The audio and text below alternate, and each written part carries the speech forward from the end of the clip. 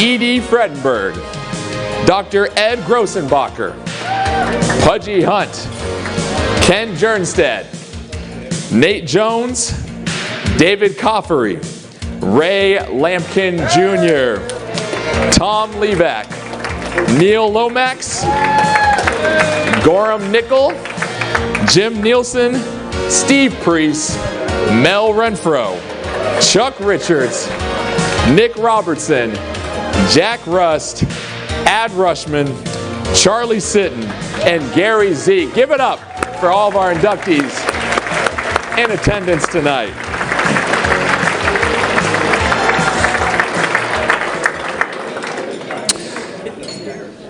All of the inductees from the past classes, thank you so much again for being here. You make this Hall of Fame the truly special Hall of Fame that it is, and it is now time to welcome more of the best.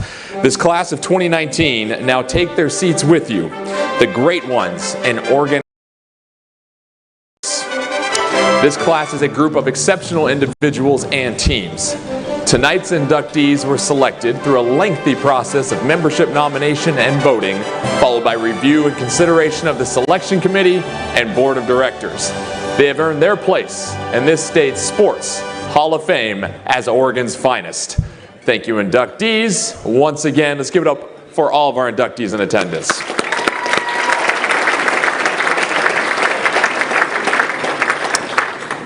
We begin tonight's inductions with a phenomenal athlete who definitely earned the name Fearless.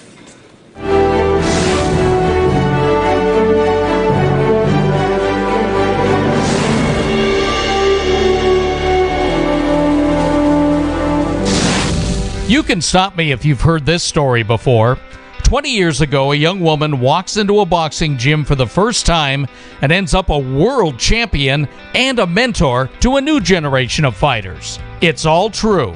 Molly McConnell rode her natural talent and work ethic to the top of women's boxing, and it all started in one of Portland's historic venues. It was 1999. Molly joined a Boxing for Fitness program at the Grand Avenue Gym, a hotbed of the sport. It didn't take long for trainer Ron Woodward to notice her skills and style.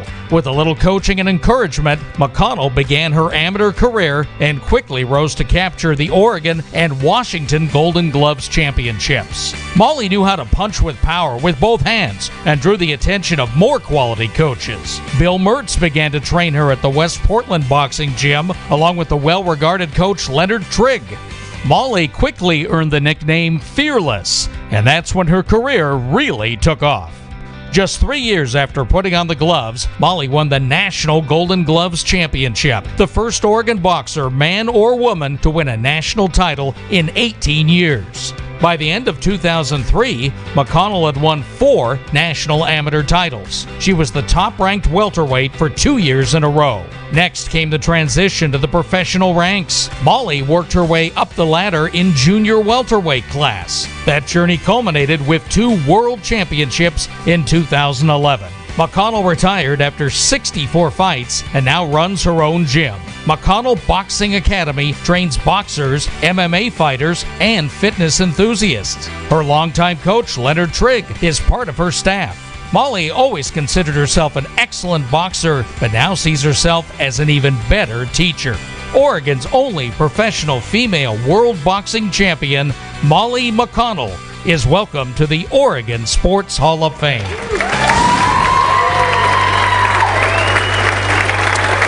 Molly, please.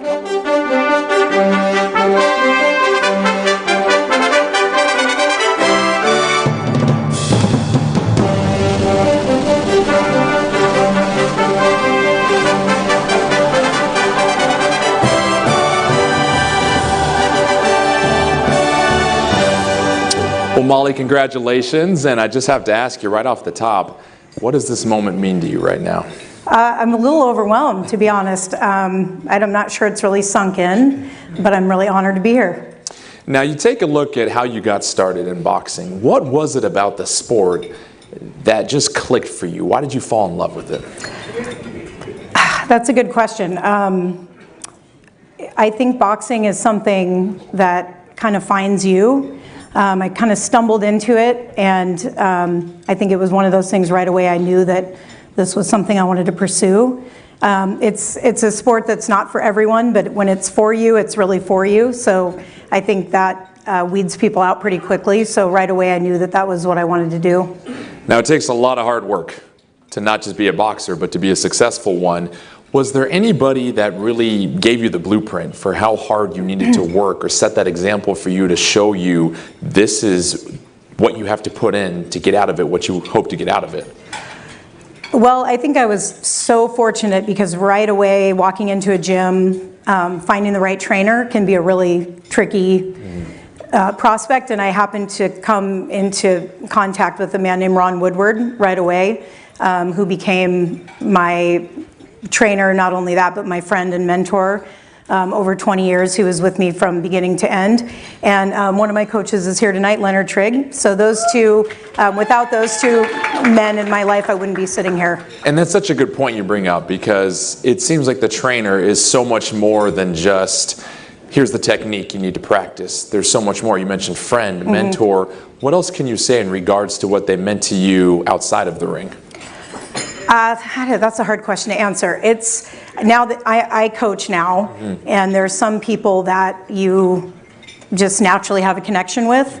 I think that can be difficult to find with a coach and an athlete, but with both of those guys that happened right away. So I am super grateful in terms of the boxing portion of it, but also just knowing them as people and what that's done made me a better person. And Ron passed away a couple of years ago, but Leonard is someone that I hope to have in my life always. So you oftentimes hear the term, when someone faces adversity, they've got to pick themselves up off the canvas. When you look at your career... It's not fun. No. Was there a moment in your career that you really had to dig deep and, for lack of a better term, pick yourself up off the canvas? When you look at all the success you had, I'm sure there's a lot of adversity you had to get over too. Yeah, especially being a woman, and you know, there's fewer women who box, obviously, and when I started there was even less. So just the business part of boxing is really difficult to navigate. It's something I had to learn as I went along, and I learned a lot about that. As far as fighting goes, probably the biggest adversity I had during a match was breaking my hand in a fight, about 5 rounds into 10 rounds. So that's just something that you have to either decide you're going to get through or not. But yeah, my career is 16 years of competitive boxing, tons of ups and downs, but it was, you know, in hindsight, all of it was worth it, so. As a coach, what are you hoping to pass on to the athletes and the boxers that you work with? What are you hoping that they get out of their time and experience with you? I think my biggest, the biggest thing that I want to do as a coach is to help people achieve what they want. I think a lot of coaches have kind of an attitude that I want to make champions. I'm not necessarily in it for that reason. If I have people who have that as a goal, I'll certainly help them. But, you know, most people will never reach that, you know, level. So I think helping people with their self-esteem and things like that is just as important. So for me, it really depends on the individual person and who we're working with and what they need. That's what I want to give them. And you mentioned something there about boxing giving self-esteem to people and what the sport can do for individuals. What did it do for you now that you reflect on your time and your career competing in the ring? How did that change you? Boy, that's tough. It's my job to ask the tough questions. I know. That's what they signed me for. I mean, there's so much over that period of time. I think when I look back on my career, you incrementally kind of set goals for yourself. I didn't start out thinking, oh, I want to do this, you know, thing at the end, but once you reach a goal, then you set a new goal. And so that process of going through that and having hiccups along the way, I think that teaches you a lot. Looking back on it now that it's all done, I realized that I have a wall in our gym that is full of belts. And the thing that I take away from my career the most isn't that stuff, which I always thought it would be, but it's the time spent with the people, the coaches, my training partners, those are the things that I remember, and that's really the important part. It sounds corny to say it's the journey, but it really, you know, at 47 now I can look back on that and think that's actually true. Well, you have a remarkable journey, and there's a lot of things that you got out of the sport, but a big reason why you're sitting up here tonight is the fact you won a world championship. And I always love sitting down and talking to athletes about what that moment was for them when they reached the top and they achieved that goal in their sport that they're really seeking. What was that moment like for you when you reflect on winning that world championship? You know, honestly, part of it was relief. We had worked so hard and had so many kind of close calls with opportunities like that. And those spots for world title fights, when you're female, you really have to fight to get those spots and those opportunities on cards. So we had a lot of kind of false starts with that.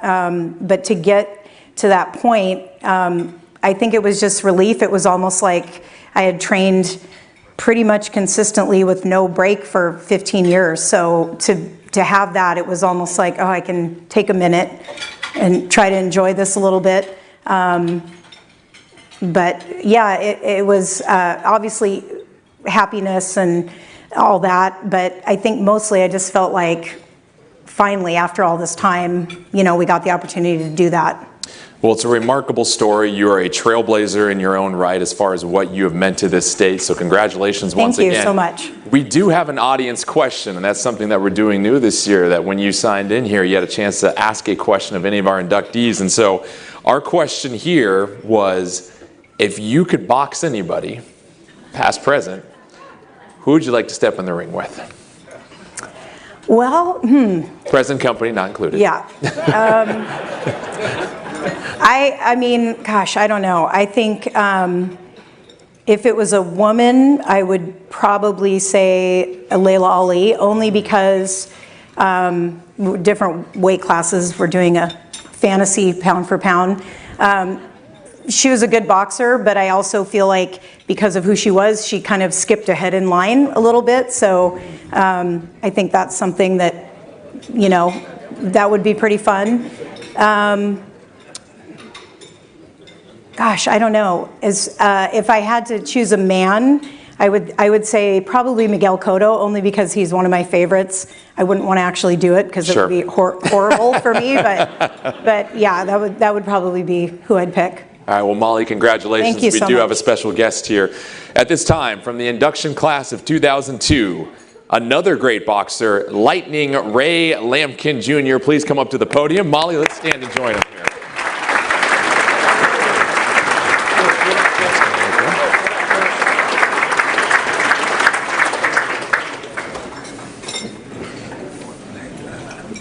Good to see you. Good evening, everybody. My name is Ray Lampkin. I was inducted in 2002 Olympics, not Olympics, Hall of Fame, Oregon State Hall of Fame. And I wanted to, I had a little speech here, but I didn't got dumbfounded on it now. Anyway, Molly, I was, let me see, I cannot see it.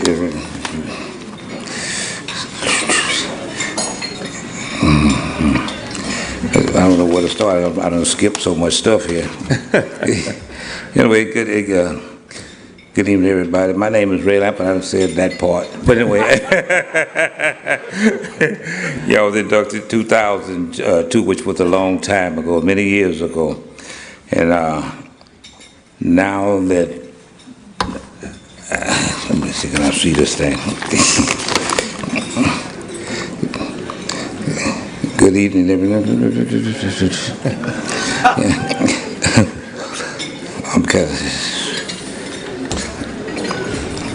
I want to congratulate you on all your accomplishments through the sweat and sacrifices in order to win awards and championships.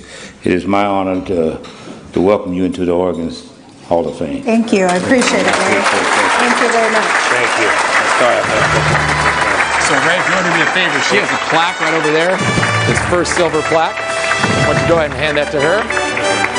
Oops. the great Ray Lampkin Jr. Thank you. handing off the commemorative plate to Molly McConnell, our newest member of the 2019 Oregon Sports Hall of Fame. And Molly, don't forget, you're part of the hat crew now. Thank you. All right, give it up one more time for Molly and Ray. Ray, thank you so much. No, you're good. You're good.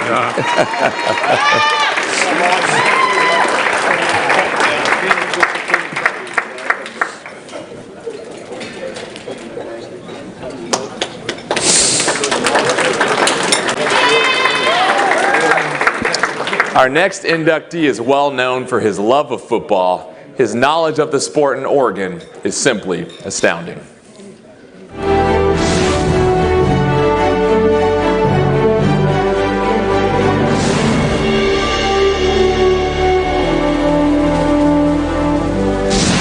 Bob Gill had an early love for football, but it wasn't until his 1953 senior season at Jefferson High School that he excelled.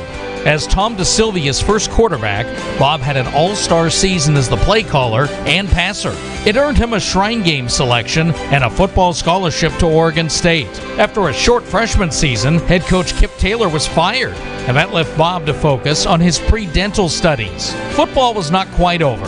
When a young Portland State team came calling for a quarterback, Bob played for the Vikings for one season. We honor Bob tonight for his special contributions to Oregon sports and this event. In 1987, Bob Gill became a board member for the State of Oregon Sports Hall of Fame. He worked with director Stan Link and discovered his great interest in sports history. For 6 years, he was the chairman of the selection committee. Bob's research led to the publication of It's in Their Blood, a history of 53 Oregon football coaches. For 40 years, Bob believed in the National Football Foundation's Scholar Athlete Program.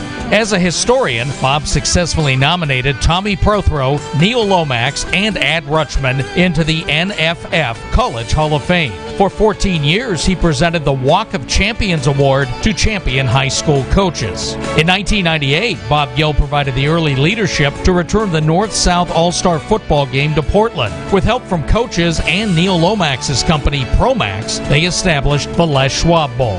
Bob created and presented the MVP trophy, the George Shaw Award, for 20 years. In 1975, Bob's creativity helped create Portland State's top football trophy. The Chuck Withers Award is given annually at their banquet. In 2010, Bob offered to write the story of Oregon and NFL legend Mel Renfro. After 5 years of research and writing, the biography Mel Renfro, Forever a Cowboy, was finished. Bob dedicated the book to his wife Faith, his lifelong cheerleader. For his special contributions to Oregon sports, we welcome Dr. Bob Gill into the Oregon Sports Hall of Fame.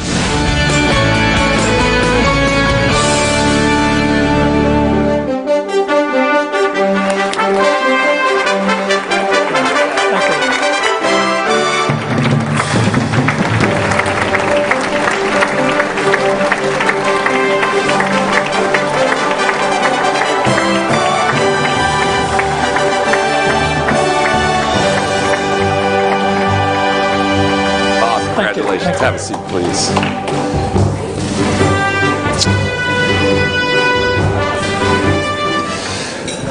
So, Bob, you look at all the hard work and hours you put in for this great sport of football, all the wonderful athletes you've been around, that you've documented. Here you are sitting in this chair, inducted into the Oregon Sports Hall of Fame.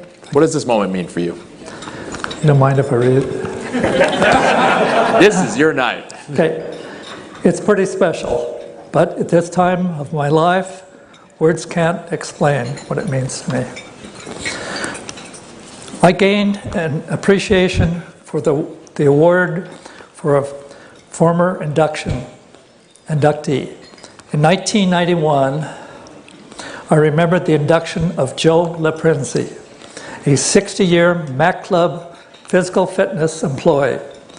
When Laprenzi accepted the honor for his contribution to sports from writer George Passero, I was captured by his genuine appreciation of the award. The next day, I delivered a framed picture of his to his Southeast Portland home as an instant gratification memory. Joe LaPrince hung it proudly in his house, in his office for the next 16 years. You know, it's really great to just see the relationships you have. I think prior to coming in here for dinner and we were outside in the library, just all the people that have had a chance to connect with you. And one of the people that you really lit up about was Mel Renfro. And tell me just a little bit more about what he means to you. That wasn't on this question. They didn't give you the scouting report? No. Well, it looks like you've got a couple more wonderful comments there. Why don't you keep reading? Well, my question was, Bob, who saved football at Portland State in 1975? That's a good one.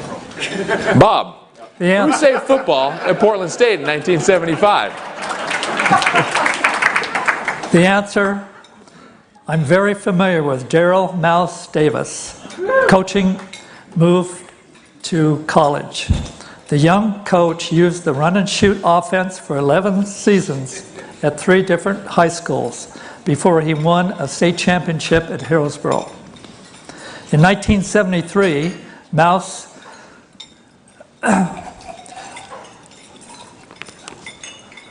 drew the attention of the struggling Portland State program. He assisted Coach Ron Stratton for a year before they made Mouse a conditional head coach. President John Blume had a bare budget plan for one more season. Fortunately, Mouse recruited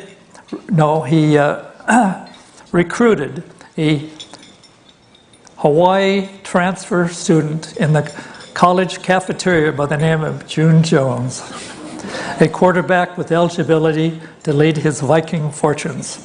And what a player he found.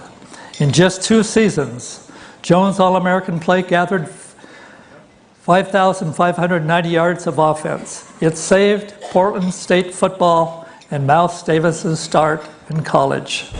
Fortunately for Portland State and for Mouse, a freshman quarterback from Lake Oswego enrolled by the name of Neal Lomax. Now, Mr. Bob Gill, as I look through my first 15, as I get this going here, I have a play coming up that asks, as an authority on Oregon football coaches, who are the great ones? Is that in your scouting report? Yes. The answer. The person that's here tonight, and his name is Ed Rutschman. He coached winning football at Linfield College for 24 seasons between 1968 and 1991. Ed's teams won 78% of their games with 3 NAIA national championships. In 1998, Ed was inducted into the National Football Foundation College Hall of Fame. Ed's influence on his team was significant. He never cut a player. Nearly 100 became coaches themselves. A young Mike Riley, who coached for Ed for 6 seasons, called him, quote, the finest teacher of football technique I've ever been around. Those are some great stories right there. We've done a great job of controlling the clock here. Yeah. So we only have time for one more play, and for that, we need to bring up a fantastic quarterback here to help us out. So at this time, from the induction class of 1993, would the great quarterback Neal Lomax come up to the podium, please? Brother. Jordan. Thank you. First of all, I want to congratulate all the inductees of 2019. Molly and I think Ray's here, and Mark and Kenny Moore and 75 Timbers. Is the Keenan Lowe make it in yet? Is Keenan here? I also want to. He's still. That's a long drive from Park Rose, I guess. I also want to thank, as a fellow high school coach, I'm a big fan in what Keenan Lowe is doing at Park Rose High School, so congratulate him. And Bob, you know, before I get to you, you are an amazing behind-the-scenes guy. Doesn't need any credit. You don't want the credit, but a couple things need to be told, because I met you, I think, in 1978 when Mel Fox hired me as a security guard here at the Mac Club. We broke all those NCAA regulations back in those days, too. Mouse got me that job. Good job, Mouse. Met you, Bob, playing handball, and you're still playing handball today, and because of that, you know, got to know you, and besides this my collegiate career, but my professional career, Bob basically was point man on getting myself, Tommy Profto into the College Hall of Fame. It wasn't for his efforts. The people back east in the Midwest, the Central Park, can care less about football on the West Coast. But Bob Gill stepped up, and valiant efforts might add, myself and Tom. So for that, I thank you very much. The Shrine Game. The Shrine Game's been going on for many decades. And it was going to die in 1998, 1999, and Bob Gill again stepped up to make sure something important in Oregon sports would stay true, would be historical, would have tradition. Because of Bob and his efforts, meeting some other individuals in our state, talking to the coaches, because the coaches didn't want to be involved, the players didn't want to play. Because of Bob's efforts, resurrected it. We went to a sponsor, Les Schwab, and now the Oregon Bowl Shrine Game became the Les Schwab Bowl, and it's still going today in 2019. That's all because of Bob Gill. I win with this. I know he's a man of faith, and his wife is faith, and we lost her a few years ago, and I know she's smiling up above. And I know she's your cheerleader. She was your life partner, but she was smiling. And so is God. God is smiling on you, and he's saying these words. He's saying, well done, good and faithful servant. And for that, we applaud you, Bob Gill. And for that, Dr. Gill, it's now time. I'm going to read exactly what you wrote here, okay? So don't mess it up. It's now time for all the hard work, the countless hours, this is my writing, it's not his, that you put behind the scenes. And a lot of people like to be behind the scenes. And what you have conquered, and you continue the battle on a daily basis. For these many years that you have devoted yourself, your passion, your purpose, your entire life to the state of Oregon and its athletes and its sport, we thank you and we welcome you into the 2019 Hall of Fame. Dr. Bob Gill. Well, Neal, why don't you grab that plate for Dr. Bob Gill for your unending efforts to further sports in this state. As a special contributor to sports, we welcome you into the Oregon Sports Hall of Fame. Congratulations one more time for Dr. Bob Gill. And a hat. And a hat. And a hat.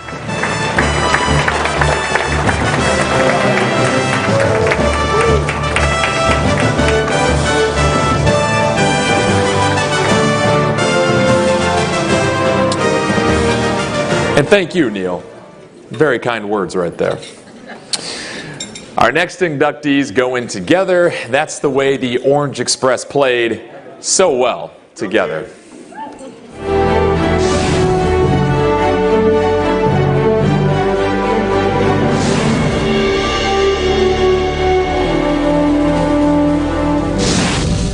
The time was right. You know the years, 1976 and 77, the birth of Rip City. The state of Oregon was crazy for basketball. The champion Trailblazers, the Kamikaze Kids, and some of the best years of high school basketball in history.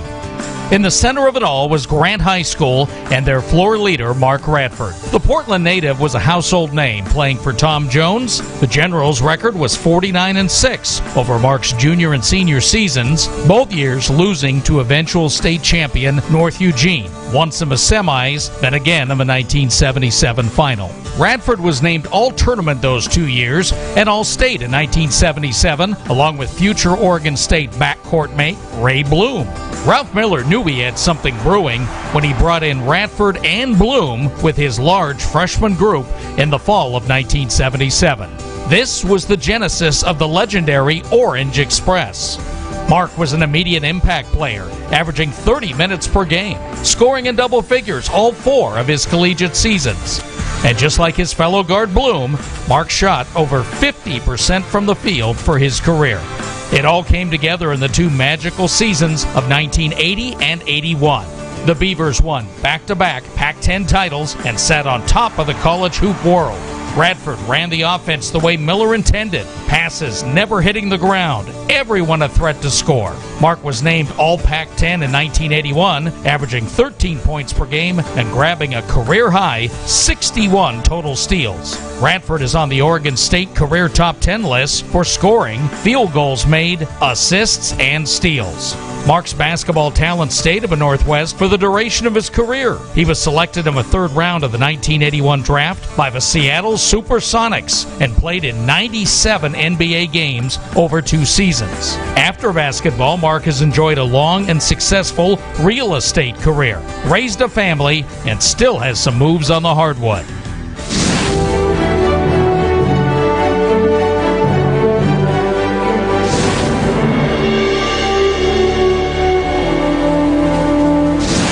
So, how about a big guard who shoots 50%, plays great defense, and long minutes? Let's sign him up. Ray Blume checked off all those boxes as a key member of the Orange Express. Blume was already a hometown hero at Parkrose High School. He led the 1977 version of the Broncos to a 25-1 record and a 3rd-place finish of the state tournament, losing only to North Eugene. Blume was named first-team All-Tournament and All-State. At Oregon State, Blume was an immediate contributor as a freshman, averaging 16 minutes per game off the bench, shooting an impressive 52% from the field. His sophomore year saw Blume take over a spot of a starting lineup, and his 13 points per game and over 50 steals helped the Beavs advance to the NIT. In his final 2 seasons, Blume was a key figure on both ends of the court, scoring in double figures, shooting over 50%, and averaging 3 assists and nearly 2 steals per game. He was also a transcendent teammate, sharing the ball with Mark Radford, veteran big man Steve Johnson, and newcomers Lester Connor and Charlie Sitton. He was invited to try out for the 1980 Olympic team following his junior year. Following a 2-year professional career, Ray settled in Portland, where he remained a force in AAU basketball. He has been honored with inclusion into the OSU Hall of Fame and the Pac-12 Basketball Hall of Honor. We welcome Mark Radford and Ray Blume to the Oregon Sports Hall of Fame.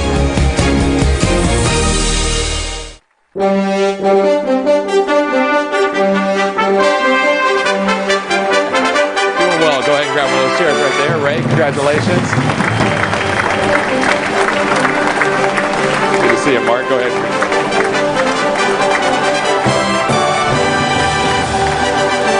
The trick questions now. Gentlemen, Pac-10 champions, that means you beat everybody in the conference. You've also clearly beaten Father Time. My goodness, I mean, can you bottle up whatever it is, and can I get some of that later on in life? I mean, not even taking the stairs up here. It's fantastic. But I want to know, first of all, from both of you, how close were you in high school, and what did it mean to be Oregon high school players and get a chance to play at Oregon State? We weren't that close in high school. I didn't know Mark. I knew who he was, but we never talked. To play at Oregon State with him was a great experience. Yeah, he lived in the suburbs and I was in the city.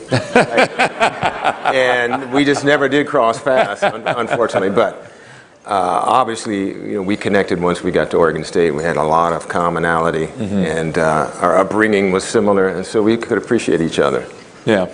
And tell me about your relationship at Oregon State then. What was it like just being able to be a part of such rich history and rich tradition at Oregon State for each one of you, your time there? What do you take away the most from that experience?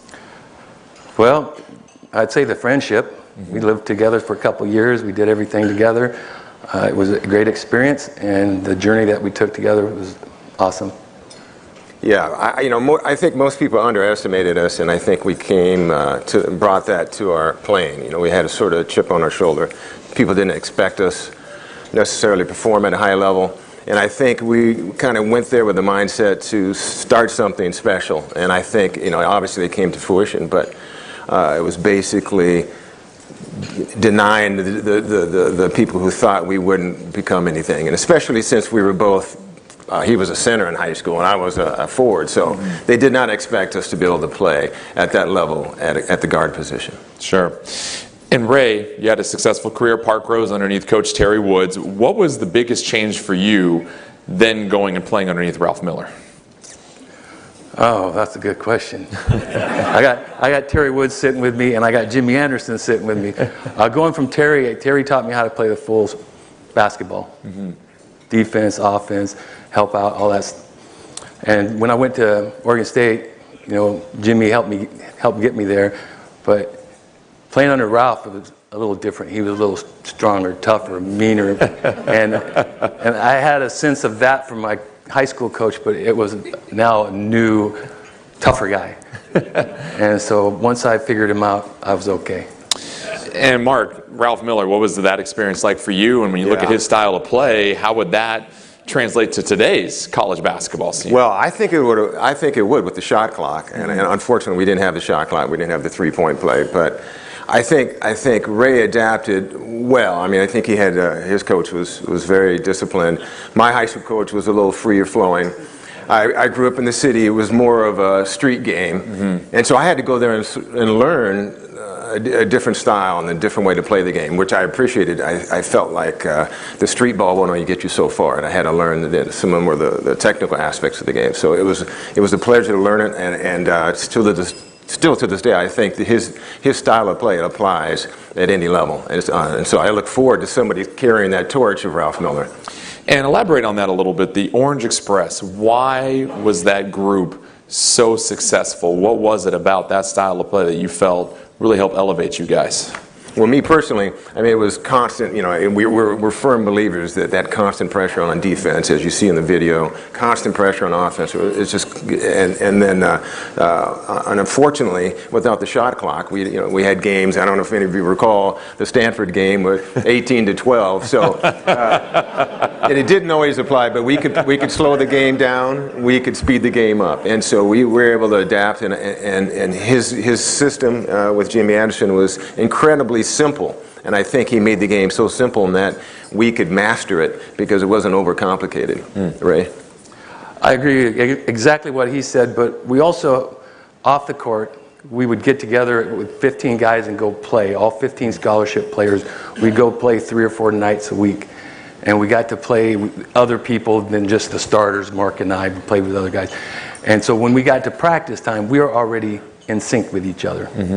And tell me more about the culture of that team, because when you get a successful team like that wins a couple of conference titles, 26 straight wins, what was it like off the court? I mean, you mentioned you guys go and play together, but were there a lot of friendships that were built that lasted for years afterwards, or what was, as coaches like to use that term, chemistry of that team like? Well, we all live, for the most part, still in Portland, and it's a great place to live. We all stayed close, and we still live here, and I think that's a testament to our team. We, despite our successes and our failures, we've stayed together and been in touch.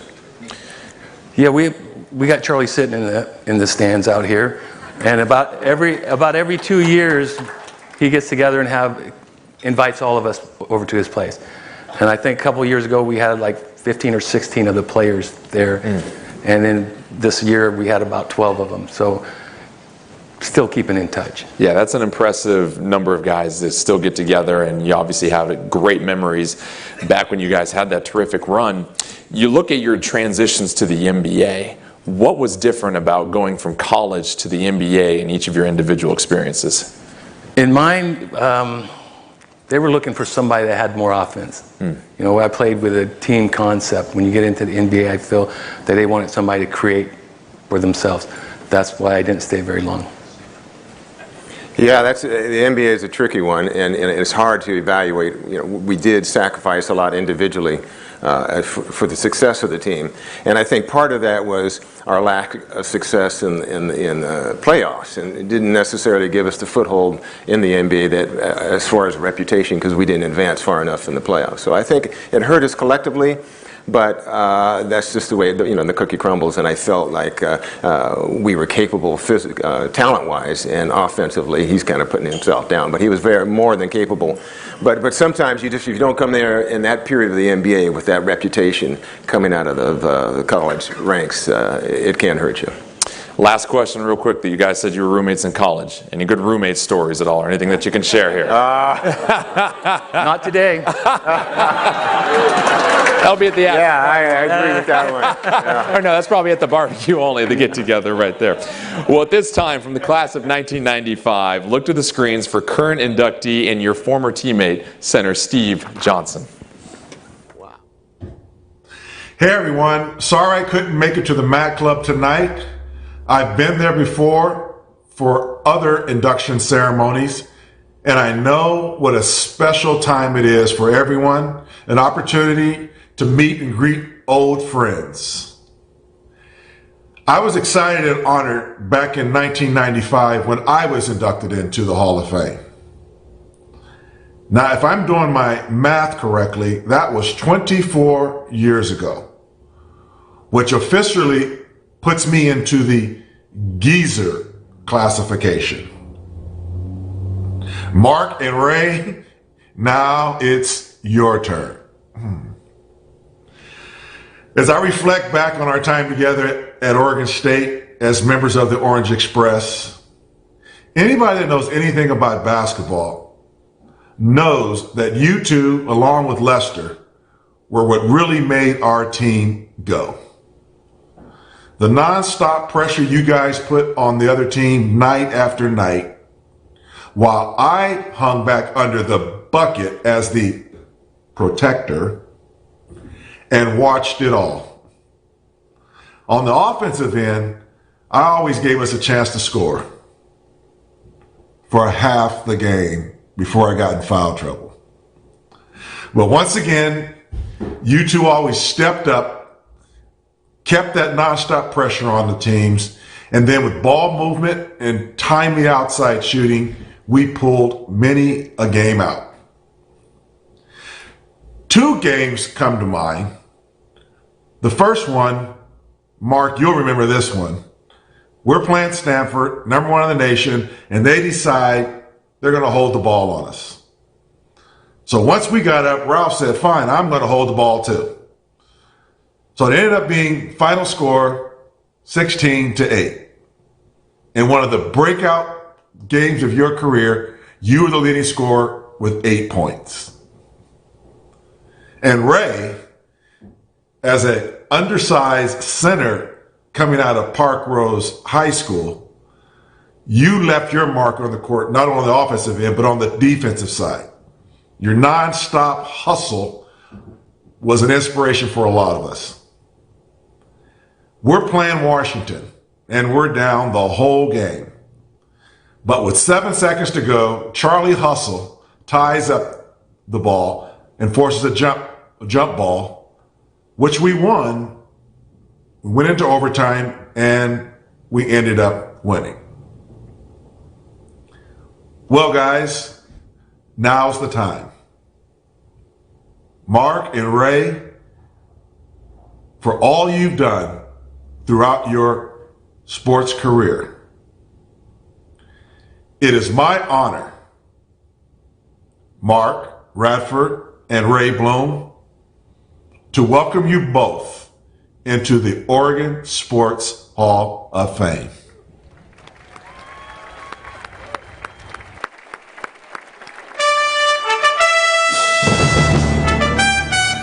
Superior talents in basketball, we welcome you into the Oregon Sports Hall of Fame.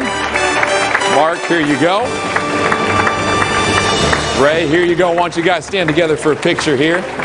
Here's this for you. Here's this for you.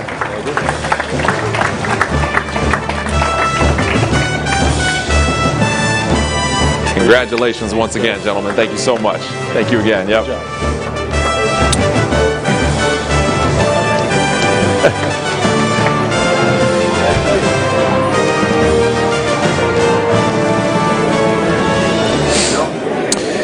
As the Duck, you usually don't want to find yourself in between two Oregon State Beavers like that. So, gentlemen, thank you for being so kind here. Our team inductee in this year's class will forever be known for putting Portland on the world map of soccer.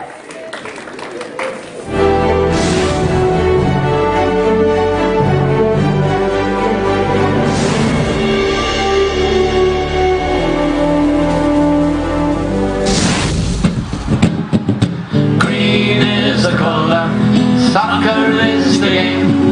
We're the Portland Timbers, and winning is our aim. So let's... Soccer City, USA was born right here.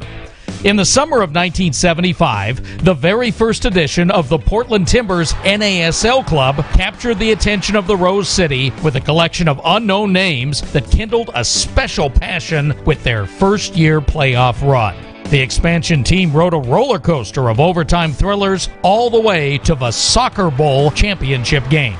The first roster had a distinct English accent. Manager Vic Crow was a Welshman who had played and coached at Aston Villa. He brought along a large group from the Midlands. The first roster featured 10 Brits, a Scotsman, and another Welshman. The new team started slow. 3 matches, 2 losses, only 2 total goals scored. But the spark was struck during a 3-game homestand at the end of May. 2 overtime victories brought the fans out to Civic Stadium, and the crowd swelled to over 10,000 for the first time. The Timbers could not lose at home. They won 10 straight home matches during the regular season. The Timbers would not lose in overtime. 5-1 during the regular season.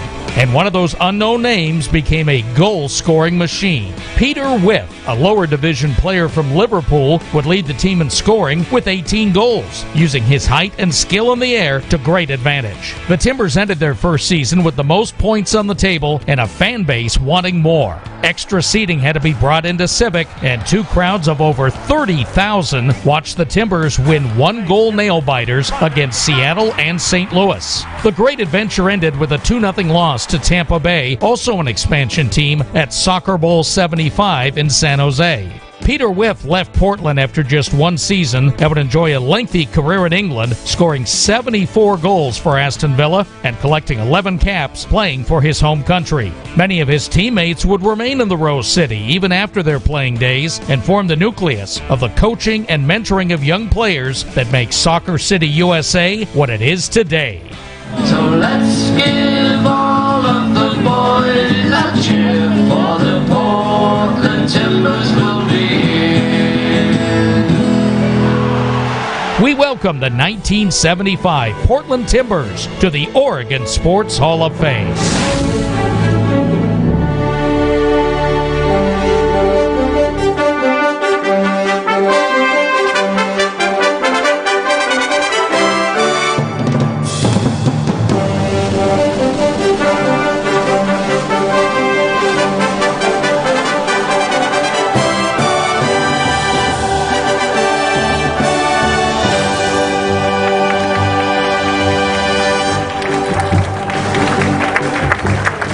Willie, congratulations. Thank you for joining us. Grab a seat.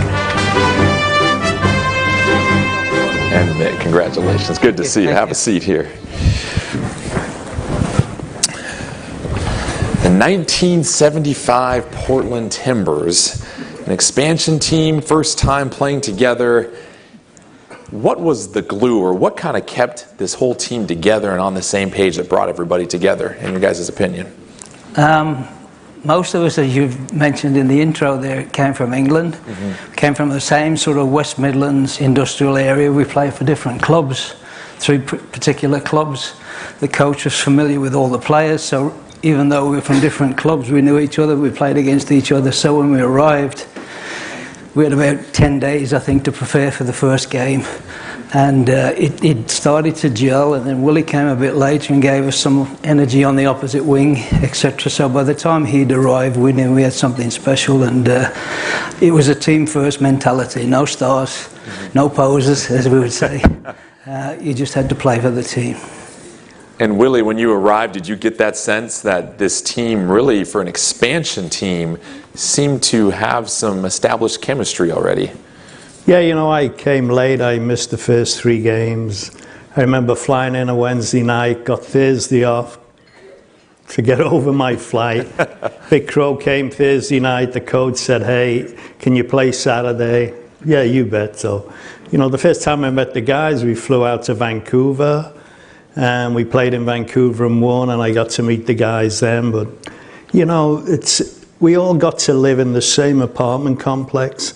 So, you know, we'd only practice a couple of hours a day. Noon you were finished, you get some lunch, and then we'd all go home and sit round the pool, have a few beers. And Just a few, right? just a few. Thank God for Blitz. And, you know, we just really, we gelled off the field. I mean, I think sports teams gel off the field faster than on the field. What was it like playing for the city of Portland and the fan support that you received as, you know, we heard the title Soccer City. What was it like on the field and the support you guys were getting from the community here? It grew from the start. I think there was about 8,000 or 9,000 there that first game, and by the end of the season there was 33. So each successive home game there'd be 3,000 or 4,000 more people. Everybody came out to see this weird foreign sport of soccer. Lots of people were seeing it for the first time. Lots of families attended the game together. The tickets were pretty inexpensive, so they were experiencing the sport for the first time. We were experiencing the city, and what we found was a wonderfully friendly group of fans and city and state. Well, you know, I think it was that there were these little guys, because we were all little, you know, compared to American sport, but we all walked around with little shorts on, with these funny accents, and we would say hi to everybody. I mean, we were so friendly, because, you know, we were only here for like 10 weeks, and, you know, you'd finish practice at noon, so what the hell am I going to do for the rest of the day? So you'd go out, and people would invite you out for dinner, for barbecues, and it was like, yay, great, I'll do that, that's free, I'll do that. So, you know, it was just a big party. It was a 10-week party, and we played some soccer along the way. Well, in 1975, you had the league's best record. Why were you guys so successful that season when you look at the fact that here's an expansion team and it's a 10-week party with a little bit of soccer mixed in there, but you get it done when you guys are on the pitch? Well, you know, Vic Crow, I'd played for him before, and Vic Crow liked to play a 4-3-3. I hope some of you are soccer fans, so you know what I'm talking about. And, you know, he put that team together to play that system. And part of his system was a big guy up front, which was Peter Wyth, who knocked in 18 goals, and he was a monster. He was tough, he's from Liverpool, and he was just a grinder, and you couldn't frighten him to save your life. And he played me and a guy called Jimmy Kelly wide, because we give him some width and we were good at crossing the ball. But I think the key for me was a guy called Brian Godfrey, who was a Welshman. Never liked the Welsh. But he was an old pro, he was as tough as nails, and boy, you could not slack on the field, because he'd be in your face, and he was your teammate, he was the captain, and boy, he made you work harder than you'd ever worked in your life, because he demanded it. You know, he pulled everything together, and if anybody was messing you around on the field, he'd be there in their face, defending you. He was just a great captain, and I think he had a big part of what we were about. Same thing, Willie wouldn't say it, but Willie and Jimmy Kelly were probably the two best wing players in the league. Big Peter in the middle was almost unbeatable in the air, so the rest of us, about 8 of us, and the goalkeeper, we knew our jobs. Ours was to get the ball, give it to these guys, let them do the magic, and that was our role, and I guess we did it okay. Now, some of you stayed in Portland after you got done with your 10-week party with a little soccer mixed in there. And you look at the state of Portland Timbers and Soccer City right now in Portland.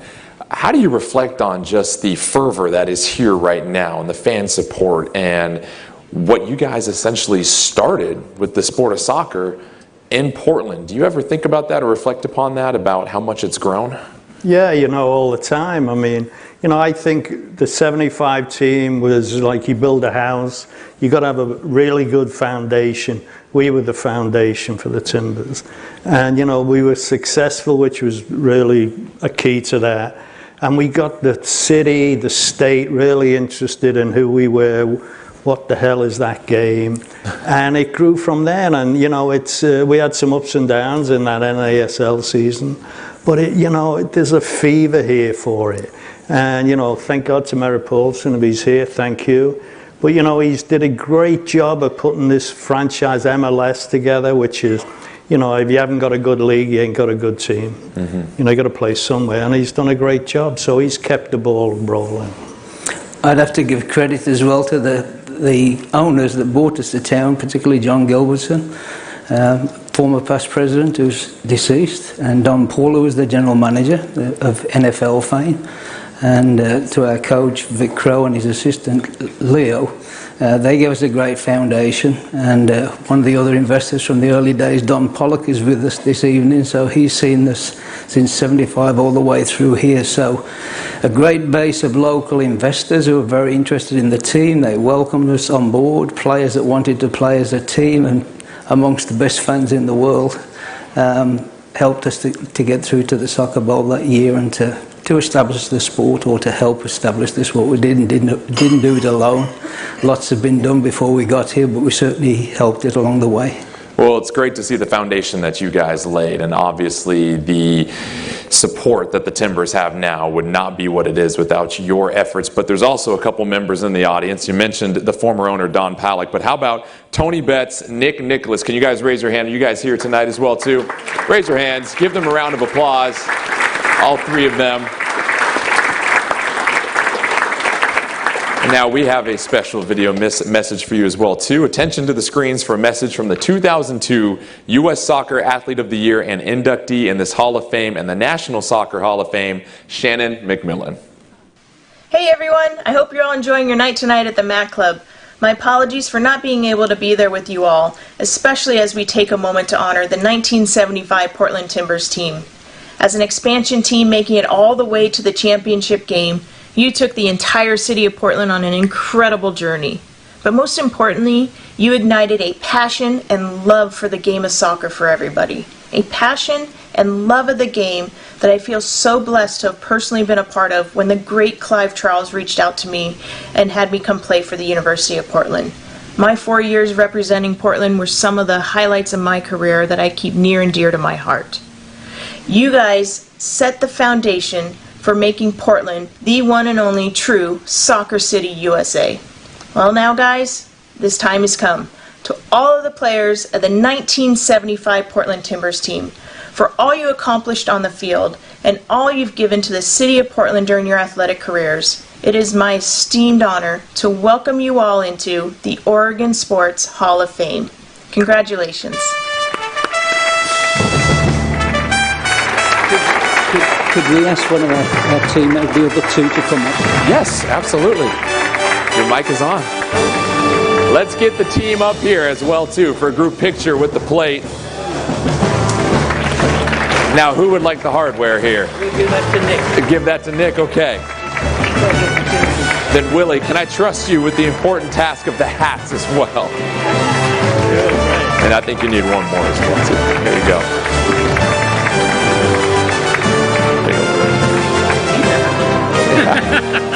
There you go, Nick. Your 1975 Portland Timbers.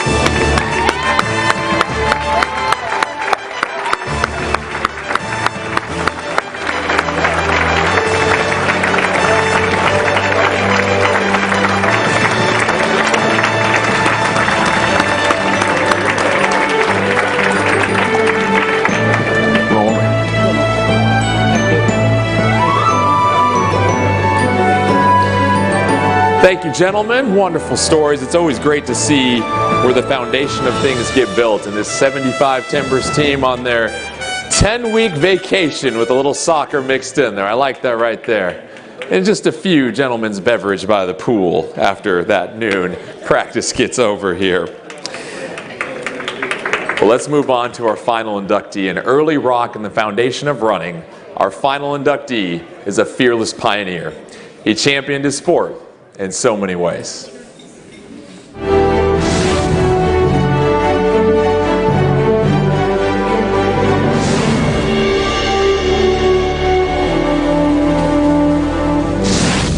Kenny Moore has been one of the great storytellers of American sport for decades. As an athlete, he found himself right in the middle of some of the great stories while putting his own stamp on running and track and field greatness. He was known as Ken Moore when he graduated North Eugene High School and arrived at the University of Oregon. In the early 60s, he would letter 3 years each in track and cross country.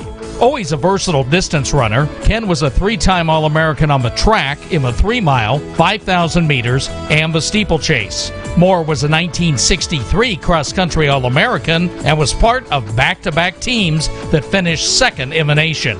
Ken's partnership with legendary Oregon track coach Bill Bowerman extended after his time as a Duck. Bowerman had already been making shoes for his athletes for a decade when Moore suffered a foot injury in 1965. Bowerman relentlessly designed and refined a shoe to keep Moore injury-free. Moore, in turn, was the ultimate product tester, giving extensive feedback. This was the prototype for the famous Nike Cortez training shoe. As a post-collegiate racer, he flexed his muscle at greater distances, winning the 1967 U.S. Cross Country Championship and dominating the demanding Beta Breakers road race in San Francisco. Ken won the 12K Monster Run 6 consecutive years, from 1968 to 1973.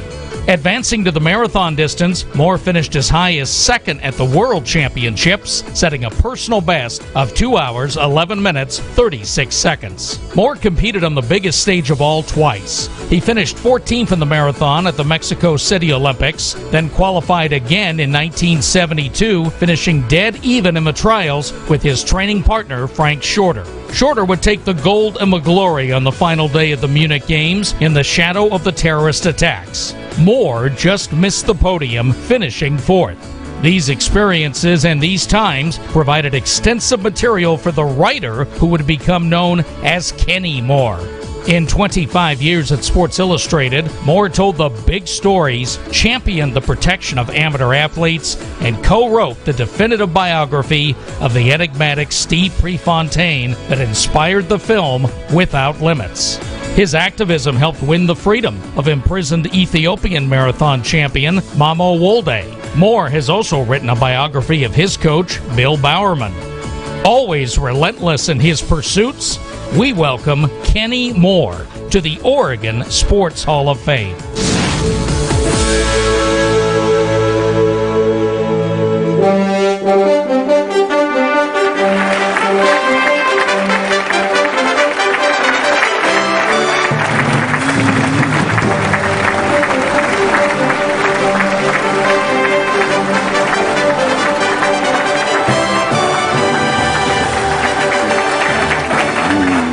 Kenny, well, thank you so much for being here. I want to go back to the 1960s, and what were the general thoughts about running and fitness in the 1960s? Well, running and fitness was absolutely unappreciated until Bill Bowerman did jogging and wrote the jogging book, and that was one of the reasons why. And I happily got involved just at that time. And Frank Shorter won the marathon in '72, and that exploded running at that time. So I was just a lucky participant and observer at the same time. You mentioned Bill Bowerman. You spent plenty of time with him. What's your favorite Bill Bowerman story when you reflect on him?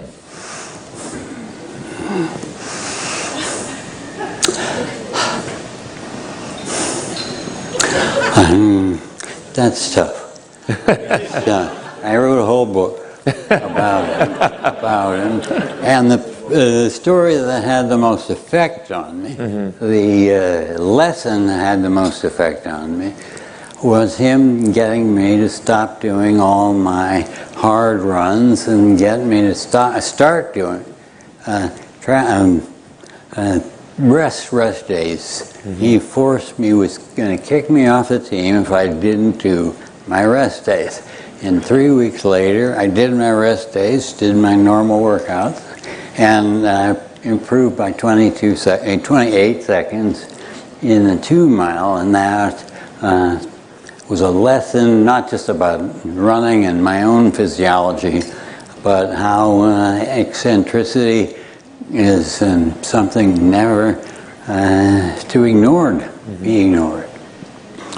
When you look at your career, and the marathon is what really stands out to a lot of folks, how has marathon training changed today when you compare it to marathon training back in the 60s and 70s? Very little, very little. It's always getting just the right amount of work, just the right amount of different kinds of workouts. I did 30, 35-mile runs. Bill didn't mind that because I was getting really strong if I took my easy days. And so I love to see some of the contemporary guys, the best guys now, try that themselves. I think there's still some chance to get real measured improvement if you do once every 10 days or so, the 30 to 35 miles that I did, because I was so successful given my own eccentricity. In the 70s and 80s, it seemed like the sports world was really affected by global politics. Do you think politics still play a role in affecting sport nowadays? It's politics always. It's always the same. We've got the World Championships coming up. Boy, was that ever not political. They bought their way, they bribed their way, they had all kinds of, the IAAF was so mistaken in many different ways.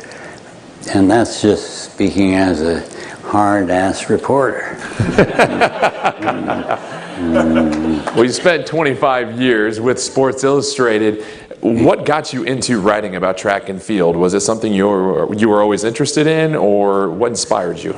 Well, I wanted to do the right thing. I wanted to basically do justice to the people around me, wonderful people, athletes, Bowerman, some. Over the course of my career, I know I especially did and feel really good about doing justice to Tommy Smith and John Carlos, to a lot of runners who weren't understood at that time for a lot of reasons.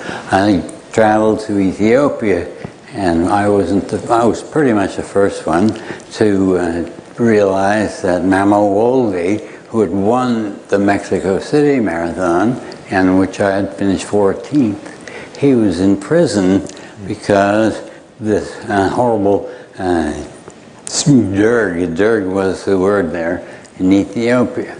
And so I happened to have this amazing connection with him because we bumped into each other the last 11 miles of the Munich Marathon.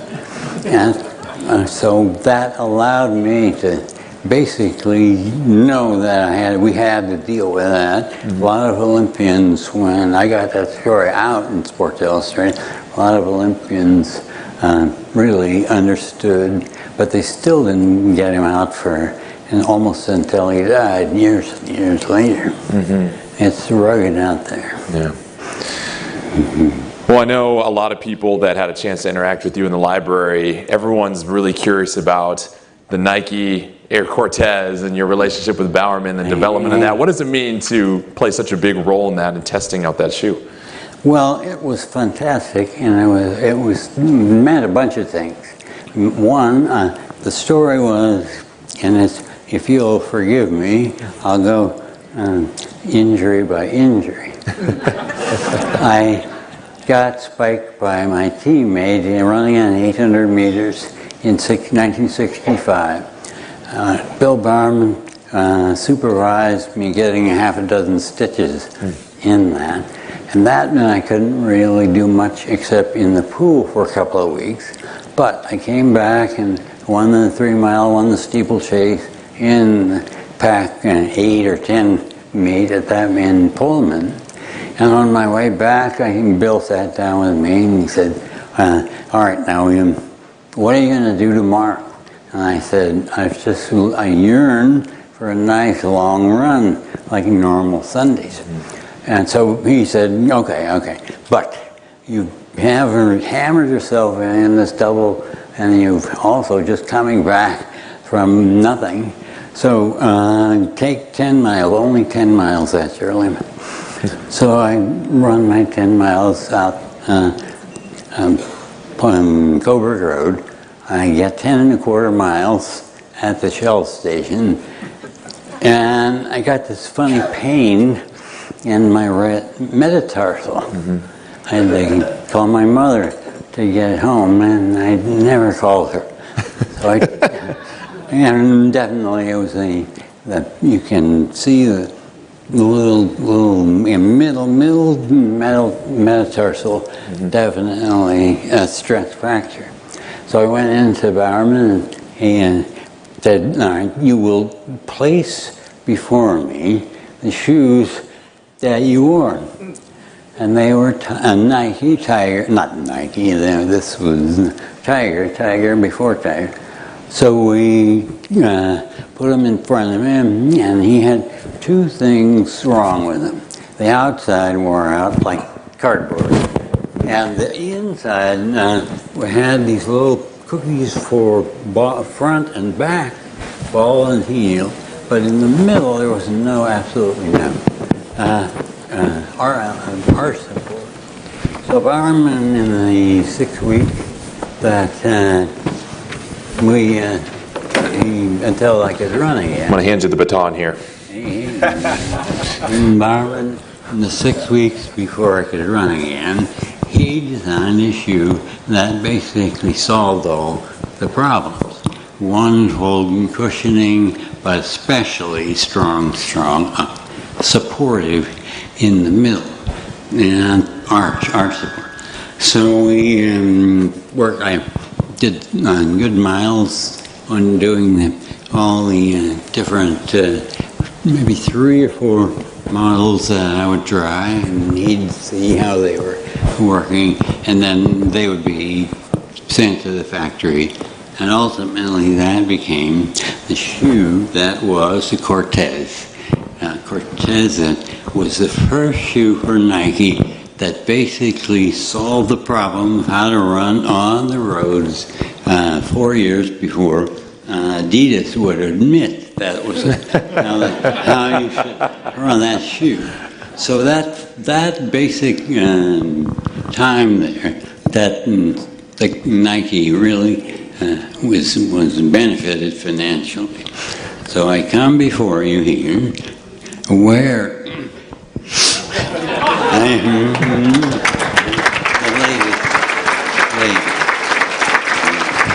Well, let's hear from a man that would be very familiar with the Air Cortez, and now from the Hall of Fame class of 2000, a special video message from Phil Knight. It is my high honor and distinct privilege to welcome Kenny Moore to the Oregon Sports Hall of Fame. I think every profession has some kind of Hall of Fame. Obviously all the sports have a Hall of Fame, but also business has a Hall of Fame, and I'd assume there's a Science Hall of Fame, and there's certainly an Inventor's Hall of Fame. So I think it's probably everybody's aspiration, no matter their field, to be known as a Hall of Famer. But for somebody from Oregon, being inducted into the Oregon Sports Hall of Fame is extra special. Simply put, for us from Oregon, Oregon is home. And Kenny Moore tonight is being inducted into the Hall of Fame from his home. I know that Brady Breeze is fighting for a starting position at the University of Oregon, and he was at the Hall of Fame induction the night that I and his uncle Chad Cotto got inducted. I think he was probably about 4 years old.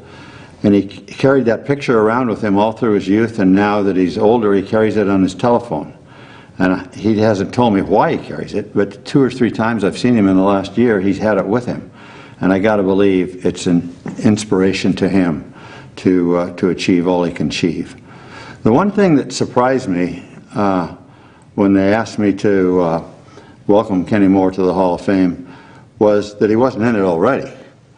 I mean, after all, he was 4th in the Olympic Games in 1972, the same place that Steve Prefontaine finished in a different race, and he's been in the Hall of Fame forever, and should have been.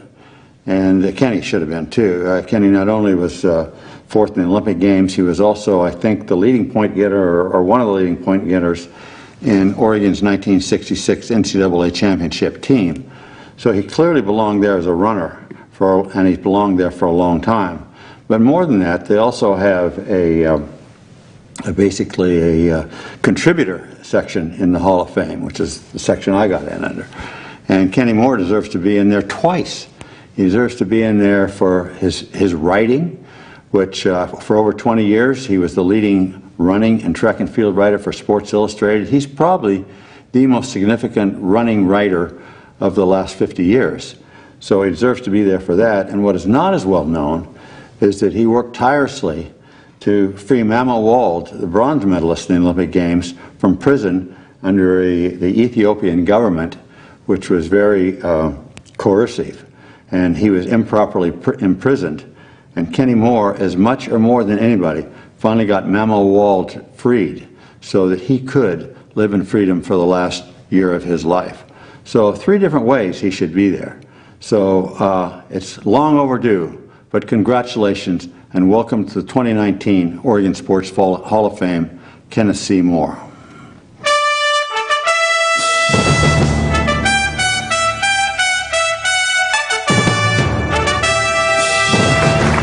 Kenny Moore, for your superior talents in everything involving the sport of running, we now welcome you to the Oregon Sports Hall of Fame.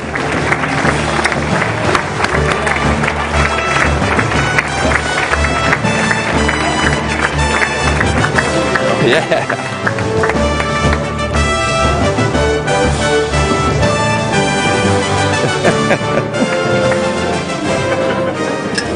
The hat goes along very well with that. Give it up one more time for Kenny Moore. Thank you so much, Kenny.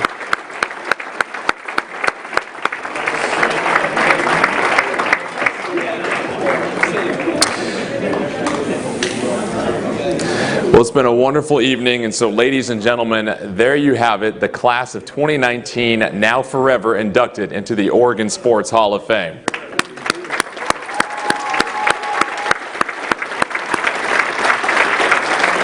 It's an outstanding group of Oregon's finest athletes. They are now bringing their proud heritage into the hall. So let's give one more round of applause for our inductees tonight and all of our inductees in attendance as well, too, that make up the hall.